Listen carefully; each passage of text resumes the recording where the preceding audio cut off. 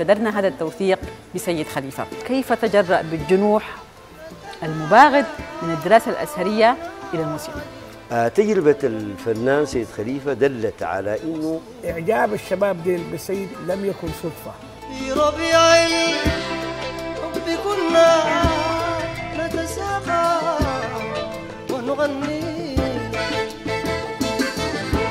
ونتناجى وننام طير من غصن لغصن. هذه الملكة تم استثمارها بذكاء عالي جدا جدا في سبيل إضاءة كاملة على شعب بأكمله.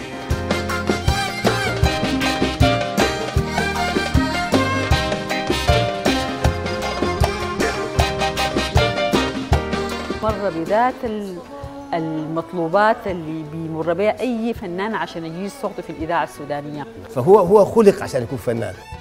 غنيت مثل طير الفرحة في رياض العاشقين، في رياض العاشقين، في رياض العاشقين. روح كده سمار بشرتنا وخضار وجداننا في أي مكان من الدنيا يقول لنا ازيكم كيف انكم. كده قلنا سيد خليفة بيتشاف. بدو أنا قلبي أظلمني ليه يا جميل وملك، والله ملك حال. أنا هنا شبيت يا وطني زيك ما لقيت يا وطني. أنا هنا شبيت يا وطني زيك ما لقيت. لما لم تواصل أجيال لاحقة في نشر الأغنية السودانية بسلومها الخماسي؟ لا يتعشق النص ولكنه يذوب في كل مفرد. كل لحظة تبغى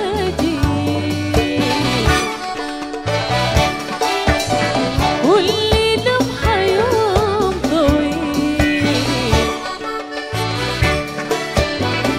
من عليك بتنهاري وانجبك قلبي الجميل.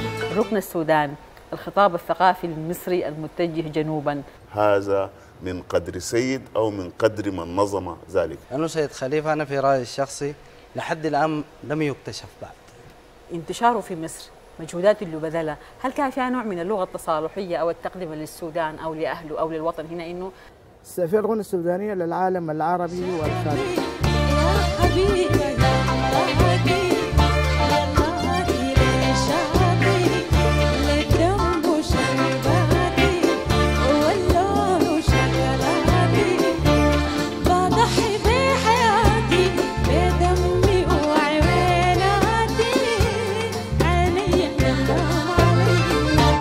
هذه أنا بسميها ذكاء التقدمة في المعتاد وإلفة الوداع.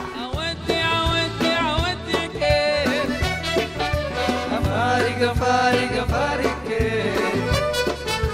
ولسه الشوق بيعيش فيها، ولسه الشوق بيعيش فيها. أودعكم أفارقكم، أودعكم أفارقكم. لا لا لا لا لا لا ما بقدر، دموع بتغطي عينيا. لكن